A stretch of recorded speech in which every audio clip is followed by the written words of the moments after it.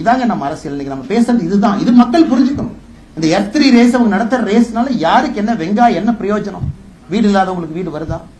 நீ எல்லாத்துக்கும் எல்லா வீட்லயும் தண்ணி கொடுத்துட்டீங்களா? சென்னையில் இவ்வளவு ஸ்லம் இருக்கே, வீடு கட்டி கொடுத்துட்டியா? நீ இல்ல மத்திய அரசுடைய திட்டத்தை எல்லாம் வீடு வீட்டுக்கு எடுத்துட்டு போய் கொடுத்துட்டியா? இதுக்கு ஒரு F3 கார ரேஸை கொண்டாந்து நிறுத்தினானுங்க. அது கூட ஒரு 4 பேர் இங்க நிக்கிறான், 4 பேர் இங்க நிக்கிறான். அது சம்பந்தம் இல்லாம ஒரு தேர்ட் பார்ட்டி கம்பெனி வந்து நடத்துது. அந்த கம்பெனி பொல்யூஷன் கண்ட்ரோல் போர்டு போய் மிரட்டி அந்த கம்பெனிக்கு 25,000 இருந்து 1 கோடி ரூபாய் வரைக்கும் வசூல் பண்றான்.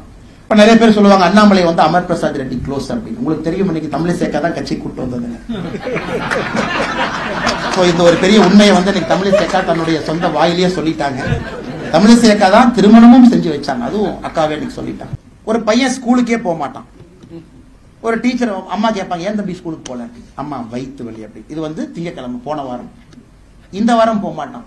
ஏன் தம்பி போல? அம்மா முதுகு வலி அப்படி. அடுத்த வாரம் போக மாட்டான். ஏன் போட்ட? நீ பூரி சுட்ட, பூரியில என்ன அதிகமா இருந்துச்சு, அதை சாப்பிட்டு எனக்கு வயிறு அப்செட் ஆயிடுச்சு, நான் ஸ்கூல் வேன் ஏற மாட்டேன். எங்க வீட்டுல இந்த கதையெல்லாம் நான் பாக்குறேன்லங்க. இன்னைக்கு தமிழகத்தினுடைய முதலமைச்சர் மு.க. ஸ்டாலின் அவர்களுக்கு அது நித்தி ஆயோக்ல லைவ் அத்தனை முதலமைச்சர்கள் முன்னாடி, செக்ரட்டரி முன்னாடி, இந்தியாவுடைய ஆளுமை மிக்க தலைவர்களுக்கு கூடிய இடத்துல ஒரு முதலமைச்சர் தமிழ்நாட்டை ரெப்ரசென்ட் பண்ணணும். பயத்தின் காரணமாக மட்டும்தான் அவர் நித்தி ஆயோக் கூட்டத்திற்கு செல்லவில்லையோ தவிர தமிழ்நாடு என்கின்ற பேரை பட்ஜெட்ல பயன்படுத்தல, அதுக்காக போல அப்படிங்கறதெல்லாம் கட்டுக்கதை. ஏன்னா எழுதி கொடுத்து படிச்சா பரவாயில்ல, அது படிச்சிடலாம். அதுக்கப்புறம் கேள்வி கேட்டா பதில் சொல்லணும்ல. நம்ம அண்ணனுக்கு அங்கதான் பிரச்சனை வரும். ஆனா போனோடனே opening remarks by Tamil Nadu chief minister M.K. Stalin ஜினா ஓப்பனிங் ரிமார்க்ஸ் அடிச்சிடலாம். அது எழுதி கொடுப்பாங்க, 7 மினிட்ஸ் அடிச்சு பிரிச்சுட்டு வந்துடலாம். ஒண்ணு இங்க ITV DMK சொல்லுவாங்க, தலைவரை பார்த்தியல்ல, என்ன ரகம் பார்த்தியல்ல, எப்படி பேசுறாங்க, அதெல்லாம் ஓகே. அதுக்கு 4 பேர் கை தட்டுவாங்க, அது முடிச்சிருங்க. இன்டராக்ஷன்ல மாட்டுவீங்களா? ஒருத்தர் வந்து ஒரு அமைச்சர் வந்து கேட்பாங்க, மத்திய அமைச்சர், எப்படிங்க சார் இருக்கீங்க, தமிழ்நாட்டில் பரவாயில்லைங்க சார், இன்ஃபன்ட் மோர்டாலிட்டி ரேட் எப்படி சார் இருக்கு, நாங்கள் ஹெல்த் மினிஸ்டர் JP நட்டா இருக்கு சார், ஏதாச்சும் இம்ப்ரூவ் பண்ணுமா? நம்மளுக்கு தெரியாது என்ன பேசுறது. இல்லைங்க சார், நாங்கள் இந்த நித்தி ஆயோக்ல இருந்து நான் CEO BVR சுப்பிரமணியம் ஐயா பேசுறேன். தமிழ்நாட்டில் எங்க சவுத் தமிழ்நாட்டில எல்லாம் எம்ப்ளாய்மெண்ட் இல்லைன்னு சொல்றாங்க, தமிழிசைக்கு அடிக்கடி கம்ப்ளைண்ட் பண்றாங்க, தமிழ்நாட்டில் ஃபுல்லா நீர் வேளாண்மையே போயிருச்சுங்கிறாங்க, அதுக்கு என்ன சார் பண்ணலாம்? நம்மால் பதில் சொல்லணும்ல. அதனால இவர் தெளிவா இருக்கிறார். போனா தானே மாட்டுவோம், போகாம இருந்தா எப்படி மாட்டுவோம்? இதை தமிழ்நாட்டு மக்கள் நன்றாக உணர்ந்து கொள்ள வேண்டும். தமிழ்நாட்டு மக்கள் நன்றாக உணர்ந்து கொள்ள வேண்டும். ஸ்கூலுக்கு போனா தானே பாஸ் ஃபெயில், போலினா ஆப்சென்ட் தானே, ஆப்சென்ட் நாங்க பெரிய ஆள் இல்ல. செந்தில் கவுண்டமணி மாதிரி அண்ணன் நிர்மலா சீதாராமன் அவங்க பார்லிமெண்ட்ல இருக்கிறாங்க. ராகுல் காந்தி அவர்கள் சொல்றாங்க, இந்த மாதிரி அல்வா எல்லாம் நீங்க வந்து அல்வா கிண்டுறீங்க, அங்க வந்து ஏன் OBC இல்ல, ஏன் SC இல்ல, ஏன் ST இல்லை? தமிழிசைக்கா அலுவலகத்துக்கு வந்தாங்க. அதே நேரத்தில் இன்னொரு தலைவர் அலுவலகத்துக்கு வந்தார். அண்ணா இங்க இருக்கிறாங்க. அண்ணா இப்பதான் திருநெல்வேலியில இருந்து வர்றேன், உங்களுக்காக அல்வா வாங்கிட்டு வந்திருக்கேன், அல்வா கொடுத்தாங்க. சரிங்க அண்ணா, ரைட், அந்த அல்வாவை பிரிங்க. குறைந்தபட்சமாக வந்திருப்பதே 21 லட்சம் கோடி போர் அப்படிங்கிறாங்க. அப்ப நீங்க ஒருத்தருக்கு நாங்க 1 லட்சம் ரூபாய் கொடுக்க போறோம். எந்த கமிட்டி ரிப்போர்ட் எடுத்து அந்த கமிட்டியில வந்திருக்கக்கூடிய குறைந்தபட்சமா அவங்க சொல்லிருக்க ஒரு நம்பர் எடுத்தா 21 லட்சம் கோடி ரூபாய். ஆனா பட்ஜெட் போறதே 48 லட்சம் கோடி.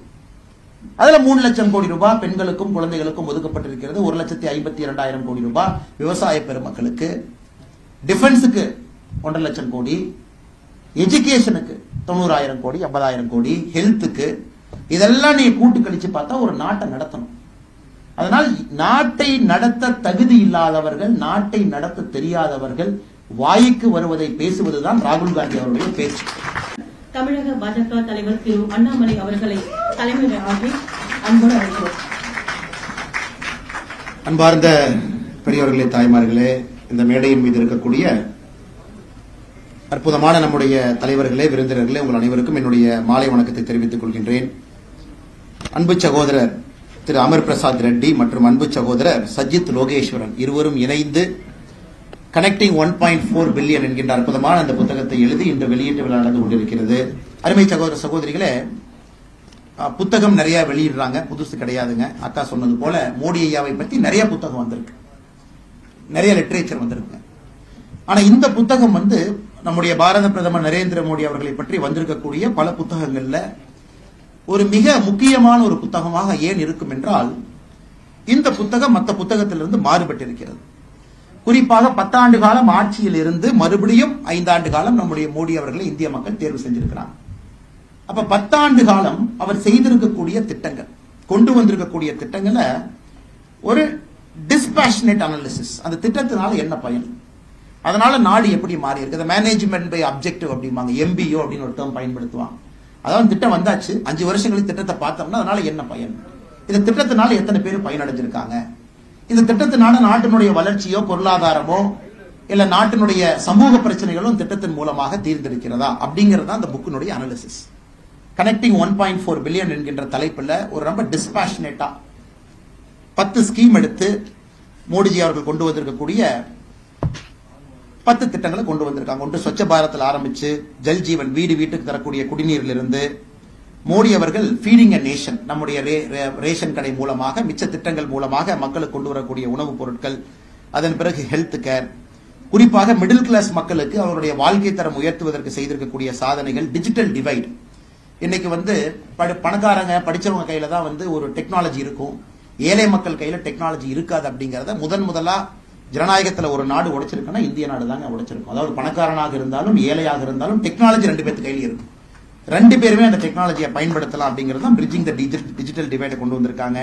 அடுத்து இளைஞர்களுக்கு ஏற்படுத்திருக்கக்கூடிய வாய்ப்புகள், குறிப்பாக நம்முடைய பிசினஸ் பீப்புள், தொழில் செய்பவர்களுக்கு நடந்திருக்கக்கூடிய மாற்றங்கள், வடகிழக்கு மாநிலங்கள், நார்த் ஈஸ்ட், நியூ ஹரிசான் அப்படிங்கிறாங்க, அங்க இருக்கக்கூடிய மாநிலங்களுக்கு என்ன நடந்திருக்கு, ட்ரெபஸ்ட்ரி ஆஃப் ஹெரிடேஜ் 10வது தலைப்பு பார்த்தீங்கன்னா முக்கியமான தலைப்பு, நம்முடைய கலாச்சாரத்தை எப்படி மையப்படுத்தி இந்த ஆட்சி நடந்திருக்குன்னு 10 வித்தியாசமான கோணத்தில் அனலைஸ் பண்ணியிருக்காங்க.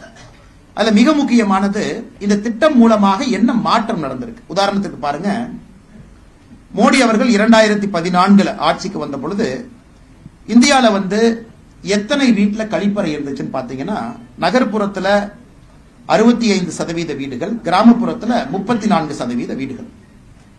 இப்ப மோடி அவர்கள் 2022 டேட்டா எடுத்திருக்கிறாங்க, 2022 வரைக்கும் நகர்ப்புறத்துல கிராமப்புறத்துல நாம் கட்டியிருக்கக்கூடிய கழிப்பறைகள், சானிடேஷன் அப்படிங்கிற தலைப்புல நேஷனல் டேமேஜ் காஸ்ட், ஒருவேளை கழிப்பறைகள் கட்டப்படாமல் இருந்தால் 2015 இருக்கக்கூடிய அதே டேட்டா 2022 இருந்தா நம்ம நாட்டுக்கு எவ்வளவு பொருளாதார இழப்பு ஏற்பட்டிருக்கும் அப்படிங்கறத கால்குலேட் பண்றாங்க.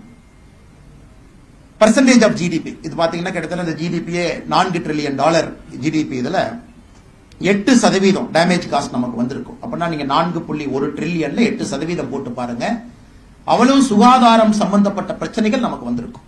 மருத்துவமனைக்கு போயிருப்போம், செலவு பண்ணிருப்போம். சோ இதுதான் அந்த அனாலிசிஸ், டேமேஜ் காஸ்ட். இதனால என்ன மாற்றம், ஒரு டாய்லெட் கட்டி இருக்கிறதுனால இந்தியாவில் என்ன மாற்றம் வந்திருக்கு, கிராமப்புறத்தில் எந்த மாற்றம் வந்திருக்கு அப்படிங்கிற அளவுல இந்த புக்கை கொண்டு போயிருக்காங்க. அதே போல எல்லா வீடுகளுக்கும் நாம குடிக்கிற தண்ணி பைப்பு மூலமா குடிக்கிறோம் அப்படிங்கிறோம். ஒரு நோபல் லாரெட் மைக்கேல் கிரமர் அவங்கள கோட் பண்றாங்க, எனக்கு இந்தியாவில் இந்த சேஃப் ட்ரிங்கிங் வாட்டர், குடிக்கிற தண்ணி பாதுகாப்பான தண்ணி பைப்பு மூலமா போறனால இன்னைக்கு குறிப்பாக எத்தனை குழந்தைகள் பாதுகாப்பான தண்ணி குடிக்கிறனால அவங்களுடைய மொர்டாலிட்டி ரேட், அவருடைய இறப்பை குறைச்சிருக்கிறாங்கன்னு பாத்தீங்கன்னா, இன்னைக்கு ஒரு வருடத்திற்கு 2 வயசுக்குள்ள இருக்கக்கூடிய குழந்தைகள் 1,36,000 குழந்தைகள் இறப்பை தடுத்திருக்கோம். ஏன்னா சுத்தமான குடித நீர் அவங்களுக்கு கிடைக்குது, அந்த குழந்தை கிடைக்குது, வீட்டுக்கு கிடைக்குது.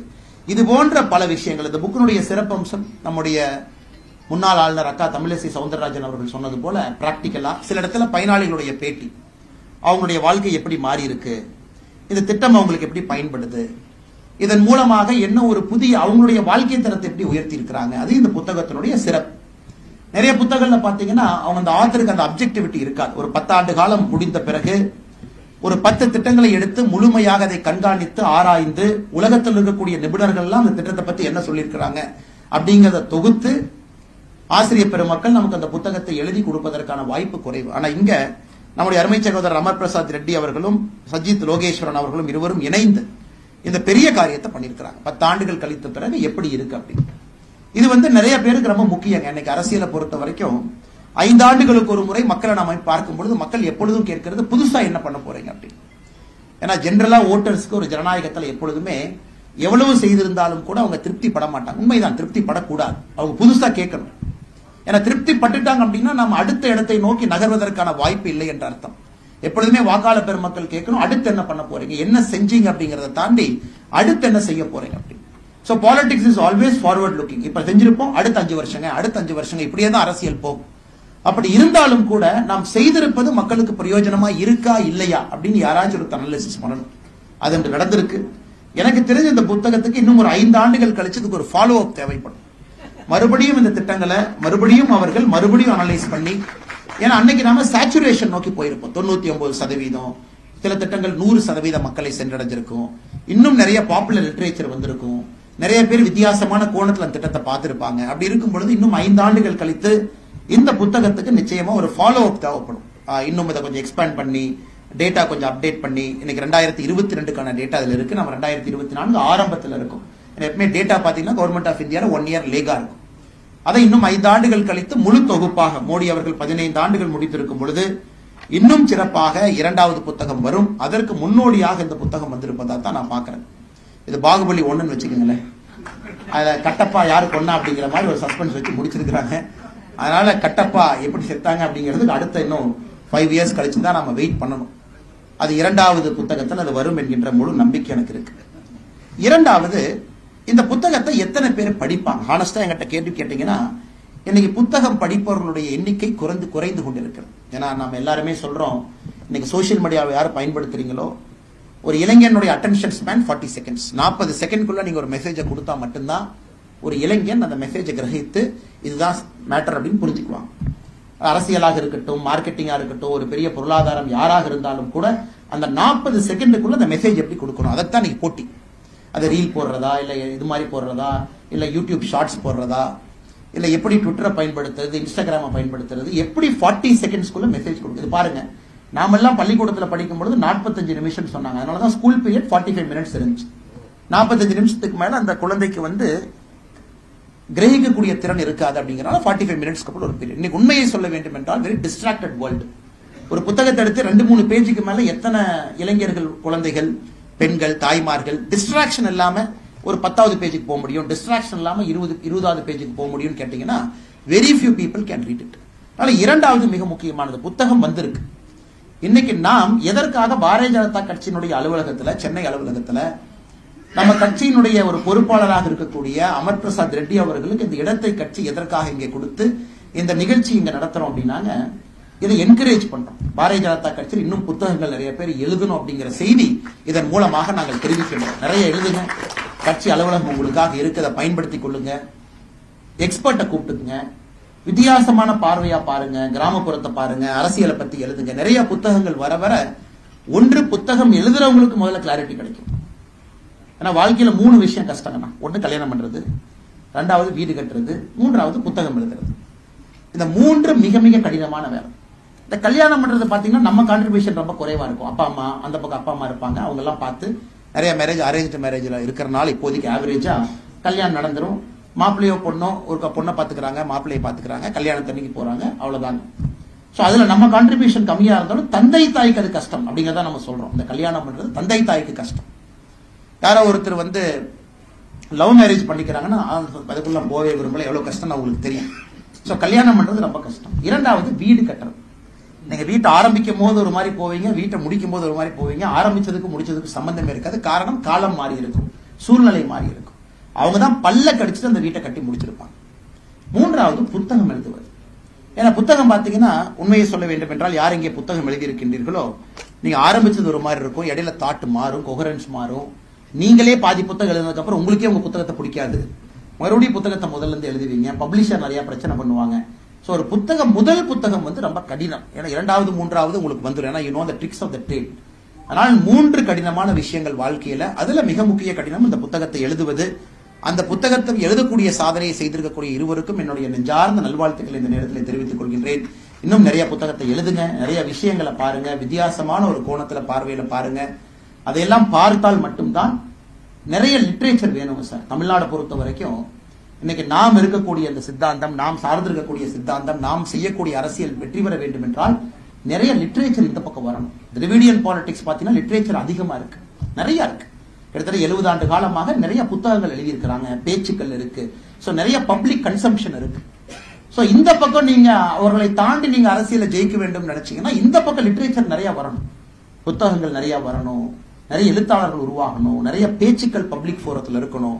இது போன்ற மேனேஜ்மெண்ட் பை அப்ஜெக்டிவ் MBO ஒரு திட்டத்தை எடுத்து அனலைஸ் பண்ணி மக்களுக்கு ரத்தின சுருக்கமாக எதற்கு இது முக்கியமான திட்டம் என்று சொல்லும் அளவுக்கு ஒரு புத்தகம் இருக்கணும். அதனால் இளைஞர்கள் நிறைய நீங்க புத்தகத்தை எழுத வேண்டும் என்கின்ற அன்பான வேண்டுகோளை இந்த நேரத்தில் வைக்கின்றேன். கடைசியா பத்திரிகை நண்பர்கள் வந்திருக்கிறாங்க.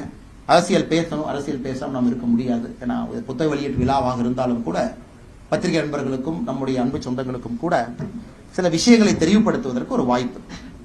இன்னைக்கு தமிழிசைக்கா அலுவலகத்துக்கு வந்தாங்க. அதே நேரத்தில் இன்னொரு தலைவர் அலுவலகத்துக்கு வந்தார். அண்ணா இங்க இருக்கிறாங்க. அண்ணா இப்பதான் திருநெல்வேலியிலிருந்து வர்றேன், உங்களுக்காக அல்வா வாங்கிட்டு வந்திருக்கேன். அல்வா கொடுத்தாங்க. சரிங்க அண்ணா, ரைட், அந்த அல்வாவை பிரிங்க, இது எல்லாத்தையும் இப்பவே சாப்பிடுவோம். அதனால அக்கா காரணம் நான் இல்ல, அல்வா கொடுத்தவர் அவருதான் திருநெல்வேலியிலிருந்து அல்வா கொண்டு வந்தார். அப்பவே அந்த அல்வாவெல்லாம் உடைச்சு நாம் அனைவரும் அமர்ந்து சாப்பிட்டு விட்டு வந்தோம். இது நகைச்சுவையாக இருந்தாலும் கூட இது பாத்தீங்கன்னா பிரிட்டிஷ் காலகட்டத்தில் இருந்து கிட்டத்தட்ட மிக நெடிய காலகட்டத்தில் நம்ம குறிப்பா அந்த பட்ஜெட்டை பொறுத்த வரைக்கும் யாராவது அந்த பட்ஜெட் பேப்பர்ஸை பாதுகாக்கணும், சீக்கிரசி வெளியே போகக்கூடாது, பிரிண்ட் பண்றவங்களுக்கு தெரிஞ்சிடும்.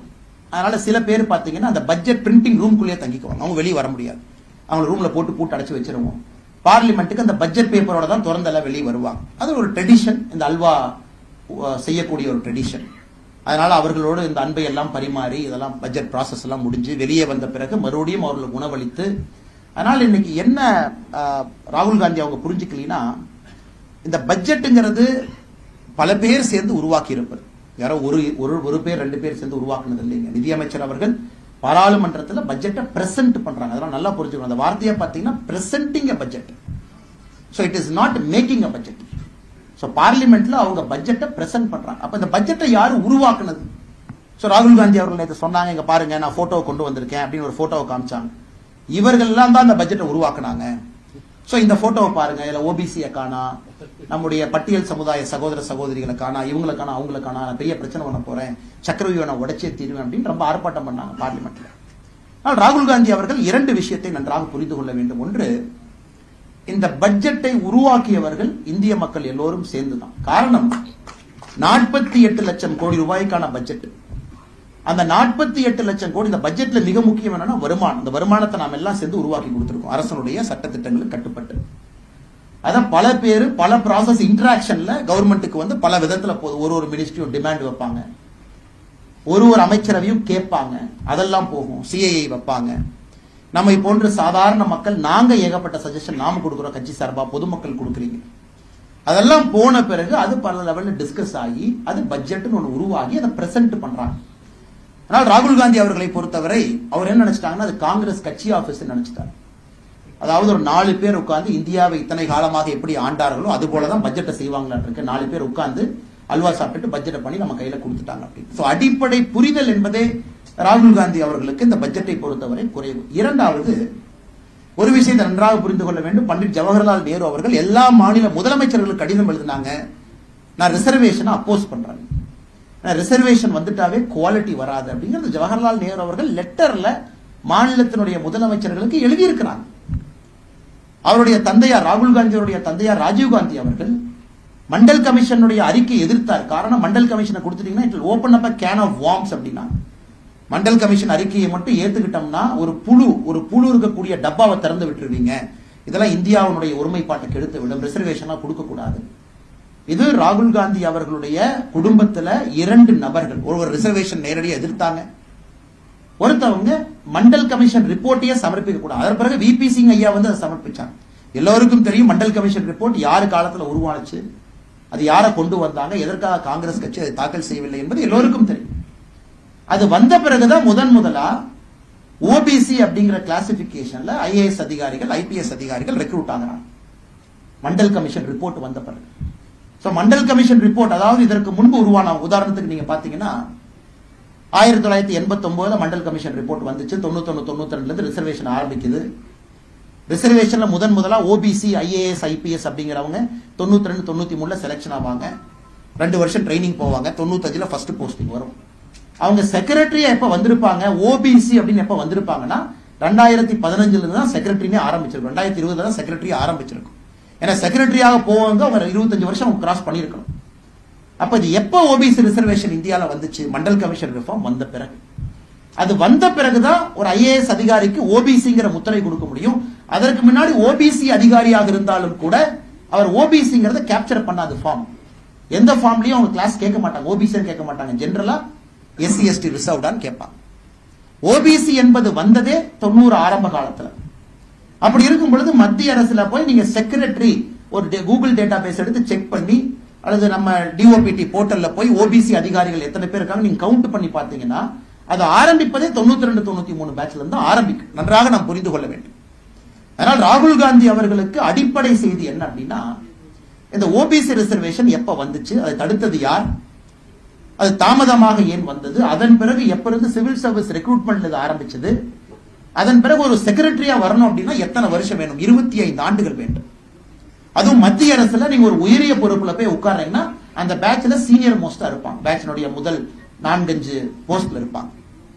இது எல்லா மக்கள் முன்னாடி குழப்பி ஒரு பார்லிமெண்ட்ல போய் பேச வேண்டும் என்பதற்காக தன்னுடைய பொறுப்பை எல்லாம் துறந்து என்ன வேண்டுமானாலும் நான் பேசுவேன், மக்கள் அதை கேட்பார்கள் என்று ராகுல் காந்தி அவர்கள் பேசிக் கொண்டிருக்கின்றார்கள். அது துரதிர்ஷ்டம். சோ அந்த நேரத்தில் இது போன்ற லிட்டரேச்சர் வந்து வருவது இன்னொரு இடத்துல பாராட்டுக்குரியது. காரணம், இந்த பெசிமிசம் பாலிடிக்ஸ்ல ரொம்ப கஷ்டங்க. குறிப்பா நம்ம இருக்கு. எனக்கு என்ன வேணாலும் பேசலாம். உதாரணத்துக்கு ராகுல் காந்தி அவர்கள் விவசாய பெருமக்களை பார்லிமெண்ட்டுக்குள்ள கூப்பிட்டு அவங்க எல்லாம் பார்லிமெண்ட்டுக்குள்ள வரணும். விவசாய பெருமக்களுக்கு பாராளுமன்றத்திற்குள்ளே வருவதற்கு முழு உரிமை இருக்கு. முதல் உரிமை அவங்களுக்கு தான் இருக்கு. வந்தவங்க ஒரு 1000 பேர் வர்றாங்க, 100 பேர் தான் உள்ள போக முடியும் தடுத்தீங்கன்னா எப்படி விவசாயிகள் நீங்க தடுக்கலாம்? இதை வச்சு ஒரு பாலிடிக்ஸ். அல்லது விவசாயிகள் பாராளுமன்றத்துக்குள்ள 100 பேர் வந்துட்டாங்க, அப்போசிஷன் லீடர் சேம்பருக்கு போறாங்க, சேம்பர்ல ராகுல் காந்தி அவர்கள் விவசாயிகளை சந்திக்கிறாங்க அப்படின்னா உடனே என்ன சொல்லுவாங்கன்னா, நாங்கள் ஆட்சிக்கு வந்தால் அல்லது எங்களுடைய கோரிக்கை முழுவதுமாக எல்லா விவசாய பொருட்களுக்கும் மினிமம் சப்போர்ட் பிரைஸ் நம்ம கொடுப்போம். மினிமம் சப்போர்ட் பிரைஸ் தாண்டி பிரச்சனை அது இல்லைங்க. இன்னைக்கு நம்முடைய 50% காஸ்ட் மினிமம் சப்போர்ட் பிரைஸ் நாங்க உற்பத்தி செய்யக்கூடிய விலையிலிருந்து இன்டு 1.5 டைம்ஸ் போட்டுங்க, அது எம்எஸ்பியில் இருக்கு. அது கூட பிரச்சனை இல்லைங்க. இன்னைக்கு இருக்கக்கூடிய அடிப்படை பிரச்சனை என்னன்னா, எம்எஸ் சுவாமிநாதன் ஐயாவுடைய ஆய்வறிக்கையில் இருக்கக்கூடிய காஸ்ட் ஆஃப் லேபர், அதாவது விவசாயம் நான் செய்யறேங்க. உதாரணத்துக்கு என் தோட்டத்தில் நாங்க 4 பேர் இருக்கோம், அப்பா அம்மா பையன் பொண்ணு 4 பேர் விவசாயம் பார்க்கறோம் அப்படின்னா எங்களுக்கும் தினம் சம்பளம் போடப்பட்டு அந்த சம்பளமும் அந்த பொருட்களுக்குள்ள கால்குலேட் பண்ணி எங்களுக்கும் டெய்லி சம்பளம் கொடுத்து எம்எஸ்பியை பிக்ஸ் பண்ணுங்க அப்படிங்கிறது தான். பட் இன்னைக்கு அது நம்ம செஞ்சோம் அப்படின்னாங்க 80% விவசாய பொருட்களுக்கு மட்டுமே அது கிட்டத்தட்ட 48 லட்சம் கோடி ரூபாய்க்கு மேல வரும். 48 lakh crore மேல வரும். ஆனா இன்னைக்கு நீங்க மோடி ஐயா வந்து இங்கிருந்து இல்ல உடனடியா நாங்க எல்லா பொருளுக்கும் எம்எஸ்பி எம்எஸ் சுவாமிநாதன் ஐயாவுடைய ஆய்வறிக்கையின்படி முழுமையா நான் காஸ்ட் ஆஃப் லேபர்ல இருந்து லேண்டுக்கு ஒரு வாடகை கொடுத்து, லேண்டுக்கு வாடகை, வேலை செய்யறவங்களுக்கு சம்பளம் எல்லாத்தையும் போட்டு பொருளுக்கு ஒரு ரேட்டை பிக்ஸ் பண்ணுங்க அப்படின்னு ராகுல் காந்தி அவங்க சொல்றாங்கன்னா, நாம தாக்கல் செய்திருக்கக்கூடிய பட்ஜெட்டை விட, பட்ஜெட்டே 48 லட்சம் கோடி, அதை விட அதுக்கு பணம் கொடுக்கணும். பணம் எங்க இருக்குங்க? சோ இவ்வளவு பணத்தையும் நீங்கள் குறைந்தபட்ச ஆதரவு விலைக்கு ஒரு அரசு கொடுத்து விட்டால் எப்படி அரசு ஒரு அரசாங்கத்தை நடக்க முடியும்? இங்கதாங்க பிரச்சனை. இந்திய அரசியலை பொறுத்தவரை இதுதான் பிரச்சனை. இது மக்கள்கிட்ட விலக்கி சொல்வதற்கு யாருக்குமே நேரம் இல்லை. ராகுல் காந்தி அவர்கள் பார்லிமெண்ட்ல சொல்றாங்க, நாங்க வந்தோம்னா எல்லாம் செஞ்சிருவோம், உடனே செஞ்சிருவோம். ஆனா பார்லிமெண்ட்ல எப்படிங்க செய்வீங்க? பணம் எங்க இருக்கு தெரியாது. நாங்க வந்தவுடன் எல்லாருக்கும் 1 லட்சம் ரூபாய் நாங்க கொடுத்துருவோம். அப்ப கிளாசிபிகேஷன் ஆஃப் புவர் என்ன? சுரேஷ் டெண்டுல்கர் கமிட்டி ரிப்போர்ட் எடுத்துங்க. சுரேஷ் டெண்டுல்கர் கமிட்டி ரிப்போர்ட் வந்து கிட்டத்தட்ட 40 கோடி புவருங்கிறாங்க. இதற்கு முன் இவங்களுடைய ஆட்சியில வந்திருக்கக்கூடிய வேறு வேறு அறிக்கை எடுத்தீங்கன்னா குறைந்தபட்சமாக வந்திருப்பதே 21 லட்சம் கோடி புவர் அப்படிங்கிறாங்க. அப்ப நீங்க ஒருத்தருக்கு நாங்க 1 லட்சம் ரூபாய் கொடுக்க போறோம். எந்த கமிட்டி ரிப்போர்ட் எடுத்து இந்த கமிட்டியில வந்திருக்கக்கூடிய குறைந்தபட்சமா அவங்க சொல்லியிருக்கிற நம்பர் எடுத்தா 21 லட்சம் கோடி ரூபாய் வேணும். ஆனா பட்ஜெட் போறதே 48 லட்சம் கோடி. அதுல 3 லட்சம் கோடி ரூபாய் பெண்களுக்கும் குழந்தைகளுக்கும் ஒதுக்கப்பட்டிருக்கிறது. 1,52,000 கோடி ரூபாய் விவசாய பெருமக்களுக்கு, டிஃபென்ஸுக்கு 1.5 லட்சம் கோடி, எஜுகேஷனுக்கு 90,000 கோடி, 50,000 கோடி, ஹெல்த்துக்கு. இதெல்லாம் நீங்க கூட்டு கழிச்சு பார்த்தா ஒரு நாட்டை நடத்தணும். அதனால் நாட்டை நடத்த தகுதி இல்லாதவர்கள், நாட்டை நடத்த தெரியாதவர்கள் வாய்க்கு வருவதை பேசுவதுதான் ராகுல் காந்தி அவருடைய பேச்சு. இதை வந்து கூலா கால்குலேட் பண்ணி ஒரு 5 நிமிடம் யோசிச்சு நீங்க பேசுனீங்கன்னா உங்களுக்கு தெரியும் இதெல்லாம் சாத்தியம் இல்லாத விஷயம். பிரச்சனை என்ன? ஏழைகளுடைய கையில பொருளாதாரத்தை எப்படி கொண்டு போய் நிறைய சேர்த்துறது உண்மையான பிரச்சனை இருக்கு. அது சரி பண்ணணும். அதற்கு பாராளுமன்றத்தை பயன்படுத்த வேண்டும். எப்படி அவங்களுக்கு பண்றது? அவங்க சம்பாதிக்கக்கூடியது எப்படி டபுள் பண்ணலாம்? எப்படி மோர் இன்கம் அவங்க கையில கொடுக்கலாம்? ஆனா 1 லட்சம் ரூபாய் நான் கொடுப்பேன். எத்தனை பேருக்கு கொடுப்பீங்க? பதில் கிடையாது. எல்லா விவசாய பெருமக்களுடைய கோரிக்கை ஏற்று குறைந்தபட்ச ஆதரவு விலை நான் கொடுத்துருவேன், 48 லட்சம் கோடி ரூபாய்க்கு மேல் ஆகும். பதில் கிடையாது. அதனால அன்பு சகோதர சகோதரிகளே, இன்னைக்கு இந்திய அரசியல் பாத்தீங்கன்னா அதை நோக்கி போயிட்டு இருக்கு. அதான் மோஸ்ட் டேஞ்சரஸ். என்ன வேண்டுமானாலும் பேசலாம், அதுக்கு 4 சியர் லீடர் இருக்காங்க. நிர்மலா சீதாராமன் அவங்க பார்லிமெண்ட்ல இருக்கிறாங்க. ராகுல் காந்தி அவர்கள் சொல்றாங்க, இந்த மாதிரி அல்வா எல்லாம் நீங்க அல்வா கிண்டுறீங்க, அங்க ஏன் ஓபிசி இல்ல, ஏன் எஸ்சி இல்ல, ஏன் எஸ்டி இல்லை. அடிப்படை அரசியல் அறிவு இருக்கக்கூடிய யாருக்கும் கூட தெரியும். நம்ம சொன்ன மண்டல் கமிஷன் ரிசர்வேஷன் எப்ப ஓபிசிங்கிற கிளாசிபிகேஷன் வந்துச்சு எல்லாருக்கும் தெரியும். இப்ப நிர்மலா சீதாராமன் மேடம் அவங்க சிரிக்காம அழுவாங்களான்னு நான் கேட்கிறேன். ராகுல் காந்தி அவங்க கேட்டதுக்காக சரி நம்ம ஒப்பாரி வச்சு அழுவோம் பார்லிமெண்ட்ல, யாராக இருந்தாலும் சிரிக்கத்தான் செய்வான். உடனே எப்படி மாத்துறாரு, சிரிக்கிறாங்க பாத்தீங்கல்ல, சிரிக்கிறாங்க பாத்தீங்கல்ல. இது அமெரிக்கால ஓக்கிசம் அப்படின்னு சொல்லுவாங்க. ஓக்கிசம் ஒரு புதிய வார்த்தை அமெரிக்காவுடைய பல்கலைக்கழகத்துல பிரபலமாகி கொண்டிருக்கிறது. ஓக்கிசம், ஓக் அப்படிமா, ஓக் அப்படின்னா என்ன வேணாலும் அவங்க பேசலாம். நீ பேசுறது தப்புன்னு சொன்னா அது எப்படி என் கருத்துரிமையை நீ நசிக்கலாம்னு சொல்லிட்டு திரும்ப அந்த குரூப் கேட்கும். அதனால இப்ப அமெரிக்கால யாரும் பேசுறதுக்கே போறது இல்லை. நீங்க போய் ஒரு கொலம்பியாவோ ஒரு ஹார்வர்டோ போய் 4 பேர் ஆர்ப்பாட்டம் பண்ணிட்டு இருப்பான். ஏன்னா அவனுக்கு அறிவு இல்லையா, இதெல்லாம் எப்ப எதுக்கு ஆர்ப்பாட்டம் பண்ணேன்னு கேட்டா, அப்ப என் கருத்து சுதந்திரத்தை நீ மதிக்கலையா, என் குரல் வழி நீ அறுக்கறையா, அப்ப உடனே இவங்க அட்டாக் பண்ணுங்கன்னா எல்லாரும் சேர்ந்து இவனை வில்லன் ஆக்கிடுவாங்க. இந்த ஓக் கிரவுட்.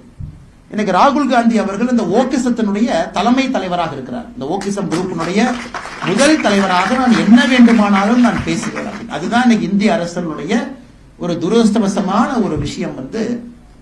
ஒரு எதிர்க்கட்சி தலைவராக இருப்பவர் தன்னுடைய பொறுப்பை எல்லாம் மறந்து அரசியல் பேசுவதற்காக நான் என்ன வேண்டுமானாலும் பேசுவேன் என்று ராகுல் காந்தி அவர்கள் பேசுவார். நாம் தெளிவாக இருக்கின்றோம். இந்த பட்ஜெட்டை பார்த்தீங்கன்னா மோடி அவர்கள் தெளிவா சொல்லிட்டாங்க. 303 இருந்த பொழுதும் நம்முடைய கொள்கை ஒன்றுதான், 240 இருக்கும் பொழுதும் நம்முடைய கொள்கை ஒன்றுதான் என்பதில் இந்த பட்ஜெட்ல மோடி அவர்கள் மிக தெளிவாக சொல்லியிருக்காங்க. அப்படி என்றால் வளர்ச்சி, இந்த நாட்டினுடைய வளர்ச்சிக்காக மட்டும்தான் பாரதிய ஜனதா கட்சி இருக்கும். வளர்ந்த இந்தியா 2047 வளர்ந்த பாரதத்திற்கு தான் இந்த பட்ஜெட் அடித்தளம் அமைக்கும் என்பதை மிக தெளிவாக இந்த பட்ஜெட்ல மற்றும் ஒரு முறை இந்த பட்ஜெட்ல பத்திரிகை நண்பர்கள் இங்க இருக்கிறாங்க. ஒரு நண்பர்களுக்கு ஒரே ஒரு விஷயத்தை மட்டும் இந்த நேரத்தில் நான் பகிர்ந்துக்கிறேன். இது எவ்வளவு பெரிய பட்ஜெட்னாங்க, இதுவரைக்கும் சுதந்திர இந்தியாவுடைய சரித்திரத்துல தனியார் நிறுவனம் ஒரு மனிதனை வேலைக்கு எடுத்தா அந்த தனியார் நிறுவனத்திற்கு 1 மாத சம்பளத்தை அரசு கொடுத்தது கிடையாது. நல்ல யோசனை. கம்யூனிஸ்ட் கட்சி செய்வாங்க. இன்னைக்கு ஒரு தனியார் நிறுவனம் இந்தியாவில் இருக்கிறாங்க, தனியார் நிறுவனம், ஃபார்மல் எம்ப்ளாய்மெண்ட் செக்டர், ஒரு சாப்ட்வேர் கம்பெனி கமலாலயம் 10ல வச்சுக்கலாம். அவங்க அடுத்த மாசம் ரெக்ரூட் பண்ற எம்ப்ளாயில ஒரு எம்ப்ளாயி ரெக்ரூட் பண்றாங்க அந்த கம்பெனினா, அந்த எம்ப்ளாயினுடைய 1 மாத சம்பளத்தை அப்பர் லிமிட்டோட மத்திய அரசு அந்த கம்பெனி கொடுக்கும். அந்த ப்ரொடக்ஷன் லிங்க்டு இன்சென்டிவ் இத்தனை காலமா இருந்துச்சு. நீங்க ஒரு பொருள் உற்பத்தி பண்ணீங்கன்னா கமிஷன் இவ்வளவு வரும், அரசு உங்களுக்கு திரும்ப ரிபேட் கொடுக்கும். PLI, இப்ப தமிழ்நாட்டு உற்பத்தி ஆகக்கூடிய பாதி எல்லா செல்போனும் PLI மூலமா தான் நடக்குது. இந்த பட்ஜெட்ல முதலாக எம்ப்ளாயி லிங்க்டு இன்சென்டிவ் ELI நோக்கி நடந்திருக்கக்கூடிய முதல் சவுத் அமெரிக்கன் கண்ட்ரிஸை தாண்டி ஒரு தேசம் என்ன நம்முடைய நாடு. Every employment generated in formal sector 1 month salary upper லிமிட்டோட, அதுக்கு ஒரு கண்டிஷன் வச்சிருக்காங்க. 1 லட்சம் ரூபாயை தாண்டக்கூடாது, 3 இன்ஸ்டால்மெண்ட்ல 5000 கொடுப்போம். இது எதற்குனா இளைஞர்களுக்கு வேலை வாய்ப்பை வேகமாக இன்னும் உருவாக்க வேண்டும் என்கின்ற அடிப்படை கொள்கை. இப்ப ஒரு தனியார் நிறுவனத்திற்கு வேலை கொடுக்குறாங்கன்னு தெரியும், அப்பா நான் 11 மாசம் சம்பளம் கொடுத்தா போதும், 1 மாசம் சம்பளத்தை மத்திய அரசு எனக்கு கொடுக்கும். இதெல்லாம் பாருங்க எவ்வளவு பெரிய விஷயம். இதை நாம் அதிகமாக பேசி இருக்க வேண்டும். அதை தாண்டி 1 கோடி இளைஞர்கள், 1 கோடி இளைஞர்கள், வருஷத்துக்கு 20 லட்சம் பேர், 1 கோடி இளைஞர்களுக்கு இந்தியாவுடைய டாப் 500 கம்பெனியில அவர்களுக்கு திறன் மேம்பாட்டு பயிற்சி. அந்த 1 கோடி இளைஞனுக்கு நேரடியா 6000 கையில கொடுத்துறாங்க, மாசத்துக்கு 5000 கொடுக்கறாங்க, 12 மாசத்துக்கு 60000 ரூபாய் பிளஸ் முதல்ல கொடுத்திருக்கக்கூடிய 6000 66,000 ரூபாய். அந்த இளைஞன், அந்த சகோதரி அந்த 500 டாப் கம்பெனியில 1 கோடி பேருக்கு முதலாக நம்முடைய நாட்டில் பட்ஜெட் மூலமாக அவர்களுக்கு இது கிடைக்குது. பாருங்க எவ்வளவு பெரிய விஷயங்கள் இந்த பட்ஜெட்ல இருக்கக்கூடிய விஷயங்கள். அதையெல்லாம் தாண்டி நம்முடைய கட்டமைப்பாக இருக்கட்டும், எதாக இருக்கட்டும், கொஞ்சம் கூட நாம பேக் அடிக்காம அதையெல்லாம் இன்னும் முன்னாடி எடுத்துட்டு போயிருக்கோம். இவ்வளவு விஷயங்கள் ஒரு பட்ஜெட்ல இருக்கு. ஸ்டாலின் ஐயா கேட்கிறாங்க, நான் இந்த நித்தி ஆயோக் கூட்டத்துக்கு போக மாட்டேன் அப்படின்னு. ஏங்க ஐயா போக மாட்டீங்கன்னா, தமிழ்நாடுங்கிற பேரை சொல்லாம போயிட்டாங்க ஐயா, அதனால கண்ணில் தண்ணியா வருது, எப்படி நான் தமிழ்நாட்டினுடைய பெருமையை நான் காப்பாத்துவேன் நித்தி ஆயோக் கூட்டத்துக்கு போய். சரிங்க ஐயா, 2022 ஏன் போகல அப்படின்னு கேளுங்க. அதுக்கு எனக்கு அதை சொல்றாருன்னா, எங்க அப்பாவுடைய நினைவு நாள் பக்கத்துல வந்துருச்சு, அந்த ப்ரிப்பரேஷனுக்காக இருந்து, அதனால அப்பா போகல. சரிங்க ஐயா பரவாயில்ல, 2023 ஏங்க ஐயா போல? அப்ப ஃபாரின் போயிட்டேன் அப்படிங்கிறார். இந்த மனிதர் இந்தியாவுடைய ஒரு மக்களால் தேர்ந்தெடுக்கப்பட்ட ஒரு முதலமைச்சர். 2021 இவங்க வரும்பொழுது நித்தி ஆயோக் கூட்டம் முடிஞ்சிருச்சு. 2021 மேல வர்றாங்க. அதற்கு முன்பே நித்தி ஆயோக் கவர்னிங் கவுன்சில் கூட்டம் முடிஞ்சிருச்சு. அதனால 2021 நம்ம விட்டுறலாம். 2022க்கு போல, 2023க்கு போல, 2024க்கு போல. சோ இந்த முதலமைச்சர் அவர்கள், நம்முடைய முதலமைச்சர் 3 கூட்டத்துக்கு போல என்ன அர்த்தம்? ஒரு பையன் ஸ்கூலுக்கே போக மாட்டான். ஒரு டீச்சர் அம்மா கேட்பாங்க, ஏன் தம்பி ஸ்கூலுக்கு போல? அம்மா வயிற்று வலி. அப்படி இது வந்து திங்கக்கிழமை போன வாரம். இந்த வாரம் போக மாட்டான். ஏன் தம்பி போல? அம்மா முதுகு வலி. அப்படி அடுத்த வாரம் போக மாட்டான். ஏன் போட்ட? நீ பூரி சுட்ட, பூரியில என்ன அதிகமா இருந்துச்சு, அதை சாப்பிட்டு எனக்கு வயிறு அப்செட் ஆயிடுச்சு, நான் ஸ்கூல் வேலை ஏற மாட்டேன். எங்க வீட்டுல இந்த கதையெல்லாம் நான் பாக்குறேன்லங்க. இன்னைக்கு தமிழகத்தினுடைய முதலமைச்சர் மு.க. ஸ்டாலின் அவர்களுக்கு சரியான ஒரு நபர்னா, ஒரு வீட்டிலே பள்ளிக்கூடத்துக்கு போவதற்கு அடம் பிடிக்கக்கூடிய குழந்தைக்கு சமம் தான் தமிழகத்தினுடைய முதலமைச்சர் மு.க. ஸ்டாலின். இதை தாண்டி நான் இன்னொரு குற்றச்சாட்டு வைக்கிறேங்க. அங்க போனார்னா வண்டவாளம் தண்டவாளம் இந்தியாவில் இருக்கக்கூடிய எல்லோருக்கும் தெரிஞ்சிடும். இது வந்துங்க ரூமை பூட்டிட்டு ஃப்ரண்ட்ல ஒரு ப்ராம்ப்டரை வச்சுக்கிட்டு, அவர் ட்விட்டர்ல பேசுற வீடியோ கிடையாதுங்க. அவர் வீடியோ போடுவார் ட்விட்டர்ல அப்பப்ப. அந்த வீடியோ பார்த்தீங்கன்னா நிறைய கட்டு இருக்கும். முன்னாடி ஒரு ப்ராம்ப்டர் வச்சிருப்பாங்க. அப்படியே முதலமைச்சர் அதை பார்ப்பாரு, டப் டப் டப்னு படிப்பாரு. அதை ஐடிவிங்க எடுப்பான், டப்புன்னு கட் பண்ணி போட்டுருவான். அது நித்தி ஆயோக்ல லைவ். அத்தனை முதலமைச்சர்கள் முன்னாடி, செக்ரட்டரி முன்னாடி, இந்தியாவுடைய ஆளுமை மிக்க தலைவர்கள் இருக்கக்கூடிய இடத்துல ஒரு முதலமைச்சர் தமிழ்நாட்டை ரெப்ரசென்ட் பண்ணணும்.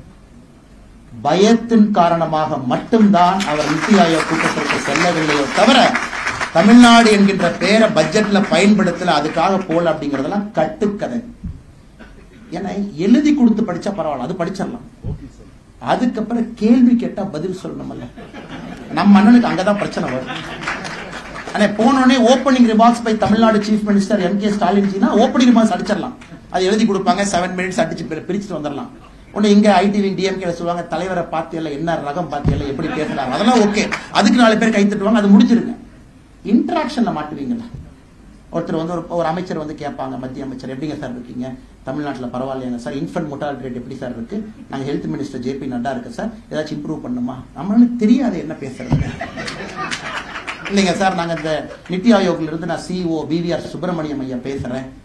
தமிழ்நாட்டில் எங்கேயாச்சும் சவுத் தமிழ்நாட்டில எல்லாம் எம்ப்ளாய்மெண்ட் இல்லைன்னு சொல்றாங்க.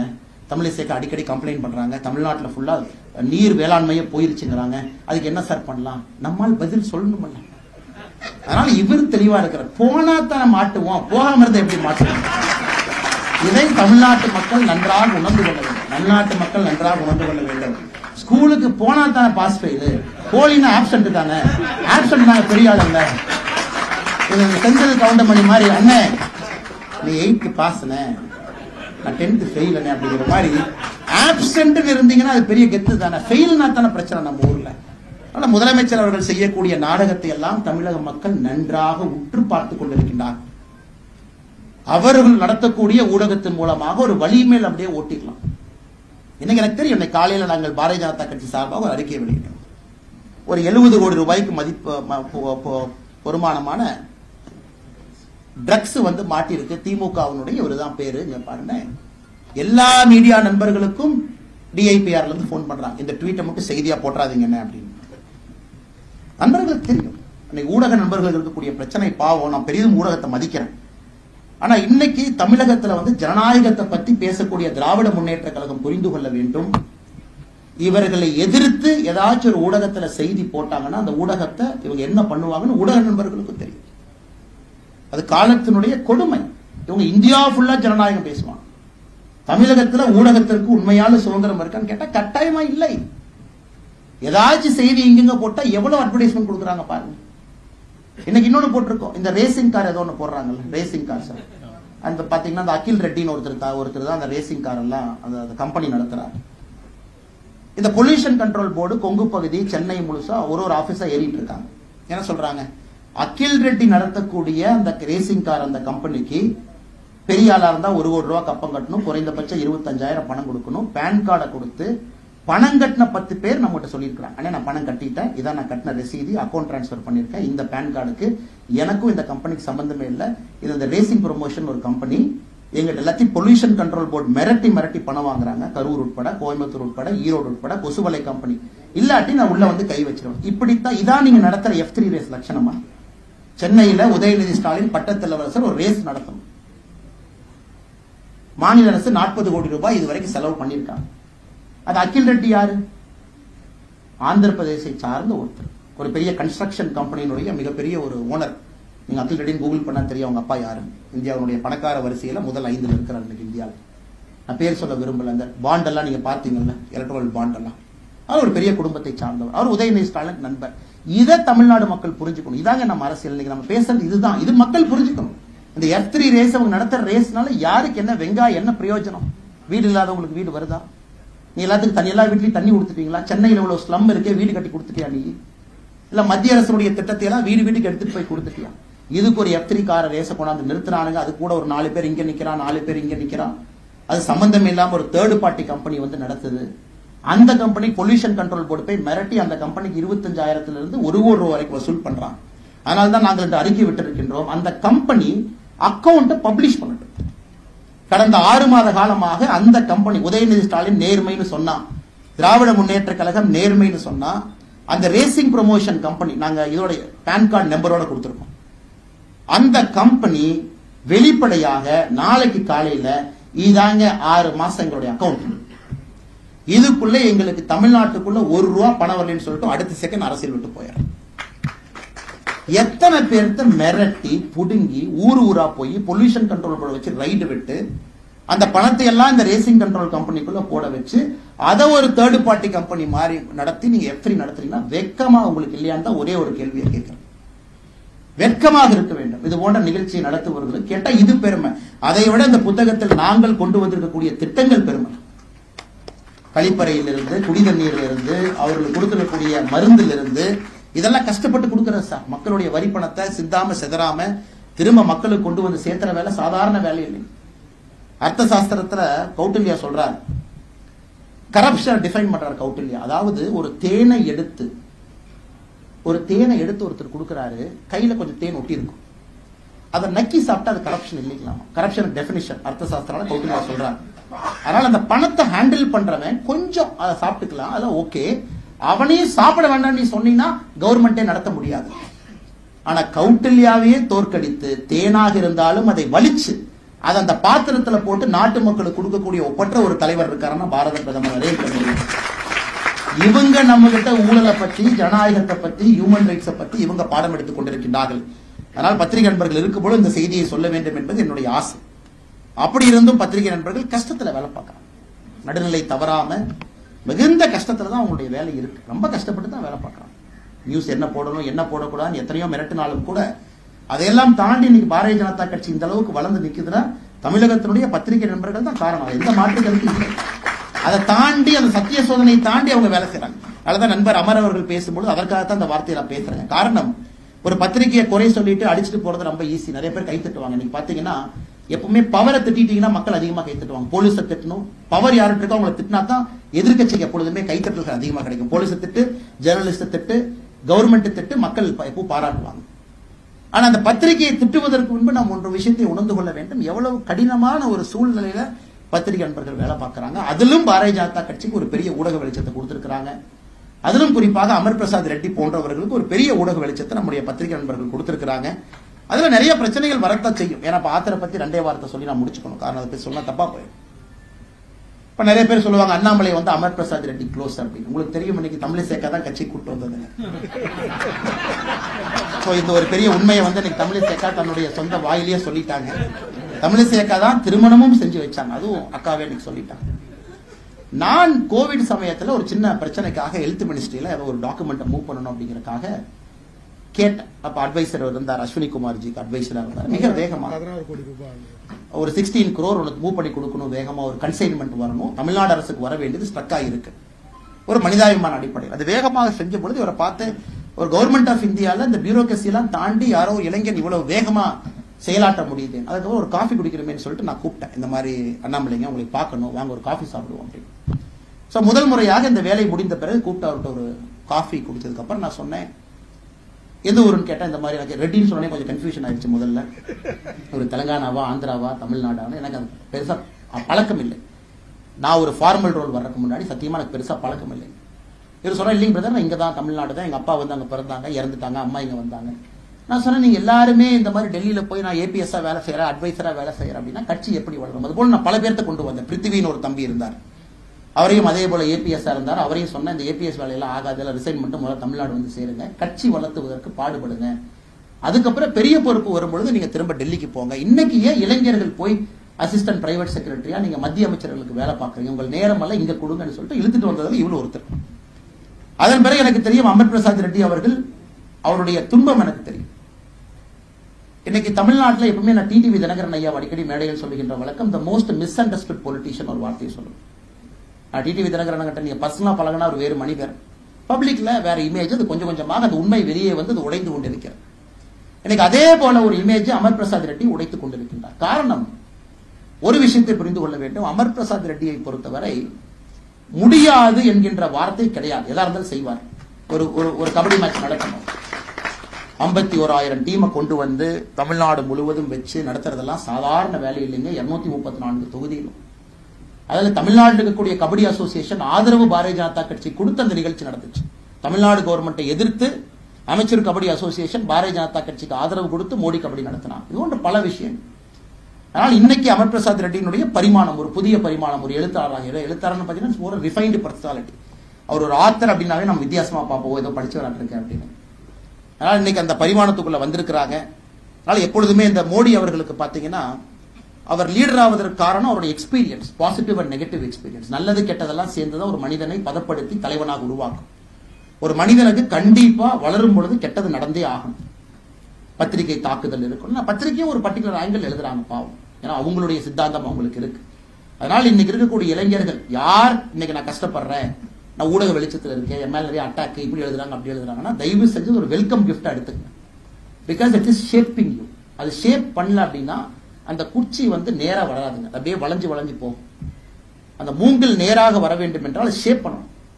இன்னைக்கு அமர் பிரசாத் ரெட்டி போன்ற பல இளைஞர்கள், சகோதரர் ரமேஷ் சிவா மேடையில் இருக்கிறாரு, நம்ம அண்ணன் பெப்பர்ஸ் நாச்சியர் பண்ண இருக்கிறாங்க, நிறைய இளைஞர்கள் நம்ம கட்சியில் நிறைய இருக்கிறாங்க. எல்லோருக்கும் பாத்தீங்கன்னா நிறைய அந்த கஷ்டத்துல அப்படியே போயிட்டு மேல வர்றாங்க. கைதெல்லாம் எங்க உலகத்துல 22 நாள் ஜெயிலுக்கு யாராச்சும் கொடிக்கம்பத்தை தொட்டதுக்கு போவாங்களாங்க? 22 நாள் ஜெயிலுக்கு ஒரு கொடிக்கம்பத்தை தொட்டாங்க அப்படின்னு சொல்லி போவாங்க. அது போன முதல் அது கின்னஸ் புக்ல ரெக்கார்டே போடணும். அமர் பிரசாத் ரெட்டி கொடிக்கம்பத்தை ஏதோ எடுத்தாங்க, நட்டாங்க, வரும்போது ஜேசிபி கண்ணாடி உடைச்சாரு அப்படின்னு 22 நாள் ஜெயிலுக்கு. அதனால இதெல்லாம் ஓகே, இதெல்லாம் பார்ட் ஆஃப் லைஃப். அதனால அதுக்கு வருத்தப்படுவதற்கு ஒன்றும் இல்லை. எப்பொழுதுமே நான் சொல்வது, உங்களுக்கு அதிகாரம் வரும்பொழுது நீங்க இந்த தப்பை பண்ணாதீங்கன்னு அடிக்கடி சொல்லுவேன். குறிப்பா அந்த இளைஞர்களுக்கு எல்லாம் பாத்தீங்கன்னா ஜெயிலுக்கு போயிட்டு வந்ததுக்கு அப்புறம் குறிப்பா நம்ம வீட்டுக்கோ அலுவலகத்துக்கோ கூப்பிட்டு உணவு கொடுப்போம் அவங்களுக்கு, அவங்களோட சாப்பிடுவேன் குடும்பத்தோடு. ஒரு ஹேபிட்டா வச்சிருக்கேன். நிறைய பேர் போயிட்டு வந்தவங்களை வீட்டுக்கு கூப்பிட்டு ஃபர்ஸ்ட் அட்வைஸ், ஏன்னா அவங்க பாத்தீங்கன்னா கோவமா இருப்பாங்க. அண்ணே நான் விட மாட்டேன், எனக்கு ஜெயிலுக்கு அனுப்பிட்டாங்க டிஎம்கே காரங்க, நான் வந்ததுக்கு அப்புறம் வச்சு செய்யறேன் பாருங்க, நானே எவ்வளோன்னு பாத்துறேன். முதல்ல சொல்றது, தம்பி காம் டவுன். அவங்க தப்பு பண்ணாங்கன்னு நீ தப்பு பண்ண ஆரம்பிச்சுன்னா அதுக்கு எண்டே கிடையாது. முதல்ல இதை அக்செப்ட் பண்ணி, ஃபர்ஸ்ட் அக்செப்ட், இந்த நேரத்தில் இது நடக்கணும், இது நடந்துருச்சு. அடுத்தது உனக்கு பொறுப்பு வரும் பொழுது செய்ய மாட்டேன் அப்படிங்கிற சத்தியம் நீ பண்ண. என் பொறுப்பு வரும்பொழுது நான் இதை பண்ண மாட்டேன். யாரோ 10 பேர் உங்களுக்கு அநியாயம் பண்ணியிருந்தாலும் கூட பொறுப்பு உங்க கையில வரும்பொழுது நீங்க அதை தப்பு பண்ணா அப்புறம் அவருக்கும் நமக்கு என்னங்க வித்தியாசம்? எல்லாரும் ஒரே கோட்டையில் உரிய மட்டைகள் தானே. அதனால அதே போல அமர் பிரசாத் ரெட்டி அவர்களை குடும்பத்தை வீட்டுக்கு அழைத்த பொழுது அவருடைய குடும்பத்தை பார்த்தேன். குறிப்பா அவருடைய தாய், ஒரு மகன் மீது எவ்வளவு பாசம் இருக்குன்னா நீங்க அமர் பிரசாத் ரெட்டியினுடைய தாயை பார்க்கணும். அப்படியே ஒரு மாதிரி தங்கத்தை வச்சு சீராட்டுற மாதிரி சீராட்டிட்டு இருப்பாங்க. பார்க்கும் பொழுது அவங்க எல்லாம் கோபமா இருக்கும்போது ஒரே வார்த்தை மட்டும்தான் சொன்னேன், 20 ஆண்டுகள் கழித்து திரும்பி பார்க்கும் பொழுது இந்த கைது உங்கள் வாழ்க்கையை மாற்றிய ஒரு கைதாக இருக்கும். அதே போலதான் அந்த கைது. அதனால வருத்தப்படாதீங்க, 20 ஆண்டுகள் கழித்து இதற்கான பலன் கிடைக்கும். அது வரைக்கும் வேலை செஞ்சுட்டே இருக்கும். நீ வீட்டுல பயந்து வேலைக்கு விட மாட்டேன், வெளியே போகாத, நீ பேசாத, கொஞ்சம் அமர்ந்து பேசு, பக்குவமா பேசு. எப்படி பேசுனீங்க அதை விட டபுள் மடங்கு பேசு. ஏன்னா முதல் டைம் ஜெயிலுக்கு போனதாங்க பயம், 2வது டைம் போனா எதுக்கு பயம்? அதனால திமுக யாரும் பயப்பட மாட்டேன். பல டைம் ஜெயிலுக்கு போய் எத்தனை டைம் போனாலும் நான் பயப்பட மாட்டேன். அது சகோதரர் அமர் பிரசாத் ரெட்டி அவர்களுக்கும் பொருந்தும், மேடையில் இருக்கக்கூடிய பல தலைவர்களுக்கு பொருந்தும். அதனால இந்த புத்தக நிகழ்வுக்கு வந்திருக்கக்கூடிய எல்லா தலைவர்களுக்கும் இந்த நேரத்தில் மறுபடியும் என் நெஞ்சார்ந்த நன்றிகளை தெரிவித்துக் கொள்கின்றேன். குறிப்பாக அக்கா தமிழிசை சவுந்தரராஜன் அவர்களுக்கு, அண்ணன் டாக்டர் ரவி பச்சமுத்து அவர்களுக்கு, மிக முக்கியமாக பாலம் கல்யாண சுந்தரம் ஐயா அவர்கள் வந்திருக்கிறாங்க. அவருடைய முதல் எனக்கு தெரிஞ்ச ரொம்ப நாளைக்கு அப்புறம் ஒரு பொது மேடையில வந்து உட்கார்ந்து இருக்கிறாங்க. இது ஒரு கட்சி சார்ந்த நிகழ்வாக இருந்தாலும் கூட இது அரசியல் கலக்காத நிகழ்வாக இருக்க வேண்டும் என்பது என்னுடைய ஆசை. அதனாலதான் ஐயாவை கூப்பிட்டிருந்தோம்.